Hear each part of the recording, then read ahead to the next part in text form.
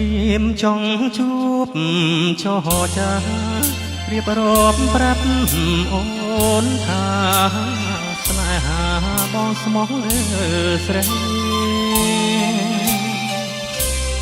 សូមមេត្តាត្រាប្រណីដល់ចិត្តដែលលោកបាត់ទៅលើពិសេសជាច្រើនខែឆ្នាំអូនដឹងទេបើហើយយប់ថ្ងៃបងគេងព្រួយលួនមួយយល់តែត្រៀមត្រង់ខ្យល់បក់មកនាំយកអារម្មណ៍រាល់ថ្ងៃរួតត្រនំ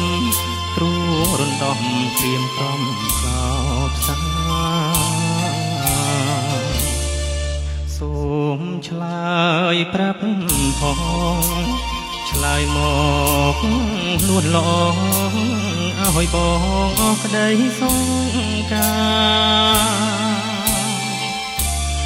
សូមអើបងទុកខាសូមអូនឆ្លើយប្រាប់ថាស្នេហាមួយម៉ាត់មកខ្លាចនឹងជាគ្រាបាញ់ចប់សូមអូនឆ្លើយប្រញាប់ប្រាប់មកពីសេស្ម័គ្រមិនស្ម័គ្រក៏សូមស្រដីកុំឲ្យបងព្រួយរីងរៃដោយសារស្រីមិនទាន់ឆ្លើយបង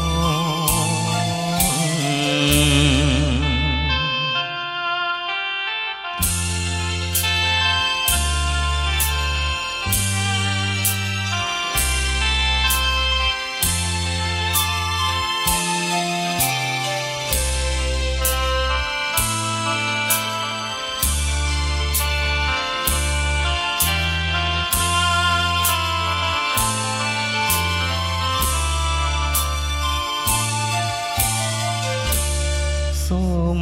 ឆ្លើយប្រាប់ផងឆ្លើយមកនួនល្អ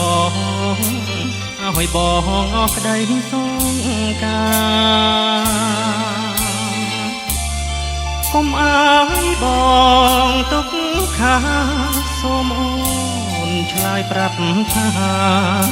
ស្នេហាមួយម៉ាត់មកខ្លាចនឹងជាគ្រាបាញ់ចប់សូមអូនឆ្លើយប្រញាប់ប្រាប់មកពីសេស្ម័គ្រមិនស្ម័គ្រក៏សូមស្រដីកុំឲ្យបងព្រួយរីងរៃដោយសារស្រីមិនទាន់ឆ្លើយបង